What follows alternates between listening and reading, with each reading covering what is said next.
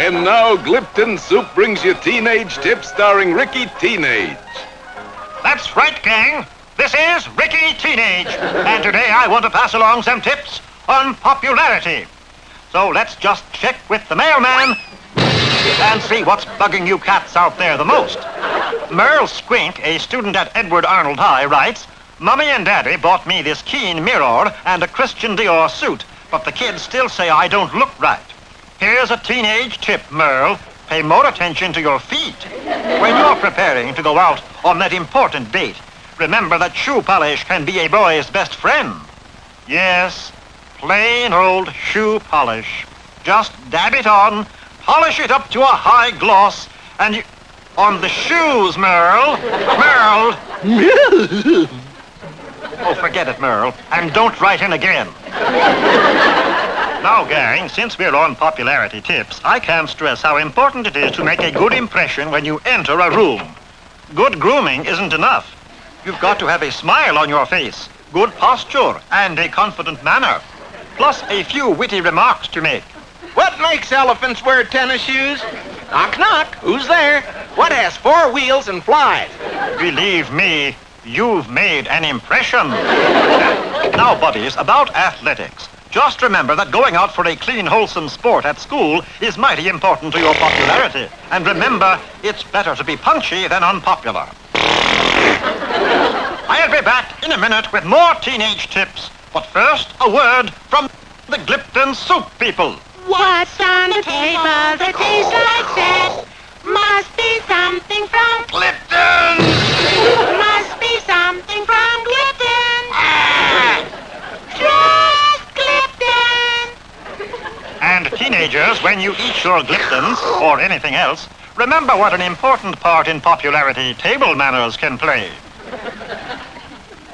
Fat Charlie Dubin, a sophomore at Fidel Castro High in Birch City, writes, When I eat beans in the school cafeteria with the other kids every day, the prettiest girl in school, Zsa Goldfinger, keeps staring on me. Am I doing something wrong? Of course not, Charlie. Correct table manners like yours are often the object of close attention by your friends. Soon you will see that many of them will copy you. Because, Charlie, you've got class. Dear Ricky Teenage, as you can see, I am every inch a lady. But when my boyfriends come to call and my father meets them in the living room, they always lose interest somehow. Why do you suppose this is? Signed, Wanda Jean Obese. Wanda, I'd like to show you 2 fine kids that have worked this problem out for themselves. The father, in this case, also wanted to meet the young man who came to call on his lovely daughter, Lila Mae Stallcup.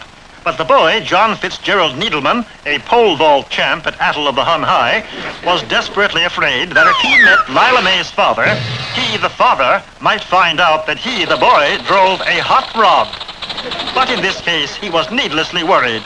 The story turned out happily because it developed that Lila's father wasn't nearly as headstrong as they thought. In fact, his head was seriously weakened by a severe cerebral concussion. And now, finally, kids, let's look at a typical average teenage party in a typical average American home just like your own when your parents are away for the night. Yes, throwing a party like this when Mom and Dad are gone is the true road to popularity.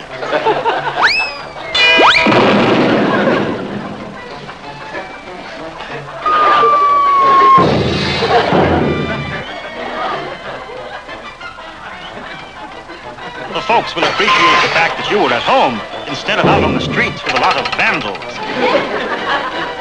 And gang, when the police show up, assist them in any way you can. That's important at all times.